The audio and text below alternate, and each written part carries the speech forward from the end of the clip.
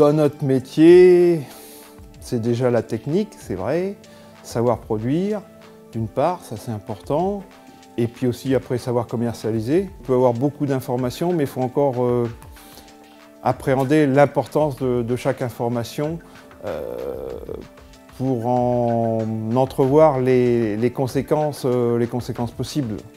En 2007, cette année-là, les variations des céréales étaient importantes et c'est ça qui m'a un peu poussé à prendre la décision d'aller un peu plus loin et de prendre un peu de temps pour participer à une formation. La première formation qu'on a réalisée en 2007, c'est assez bien passé. On a fait ça sur 2 premières journées, un peu intenses.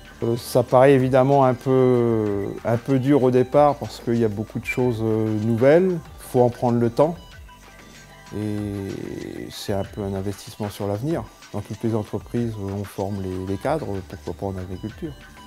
On a rejoint un club, le club d'Angers-en-Beauce, qui avait une dizaine d'années d'existence, avec des anciens, des nouveaux. À ce niveau-là, l'intégration s'est bien faite à partir du moment où les gens viennent avec une même, j'ai envie de dire, une même motivation. Le fait de travailler en groupe dans un club, je trouve que ça permet déjà, je dirais, de lever la tête du guidon et de se prendre un temps, une fois par mois, pour faire un point régulier sur la commercialisation. Et après, dans le groupe, il y a forcément des optimistes, il y a des pessimistes, et tout ça, ça permet d'ouvrir un peu les yeux, parce que je considérais que si on fait une formation et qu'on s'arrête là, ça ne sert pas à grand chose, parce que rapidement on oublie les choses qu'on a apprises. D'ailleurs, la majorité des gens qui ont fait la formation en même temps que moi ont décidé de continuer l'aventure, on va dire, ensemble. Les gens gardent leur liberté de travailler avec l'organisme stocker qui leur convient. S'ils ont une coopérative à 2 km de chez eux, les gens continuent à travailler avec leur coopérative ou avec leur négoce ou en direct. Chacun est libre de faire ce qu'il veut à l'intérieur du club. Et je dirais que même dans sa commercialisation, sa stratégie, c'est pas ODA qui va décider à notre place notre stratégie dans notre entreprise, c'est bien nous en dernier ressort qui sommes responsables des décisions qu'on prend et de la stratégie qu'on adopte. J'ai ouvert un compte en y allant tout doucement, au début avec un lot, avec un achat d'options, ensuite un peu plus, ensuite une couverture.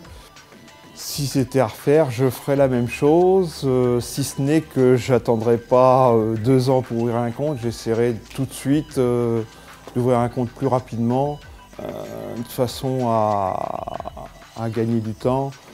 Je pense que c'est comme quand on apprend à nager, il y a un jour où il faut sauter dans le bassin et après les mouvements qu'on a appris, c'est bien beau, mais c'est en sautant dans le bassin qu'on peut progresser.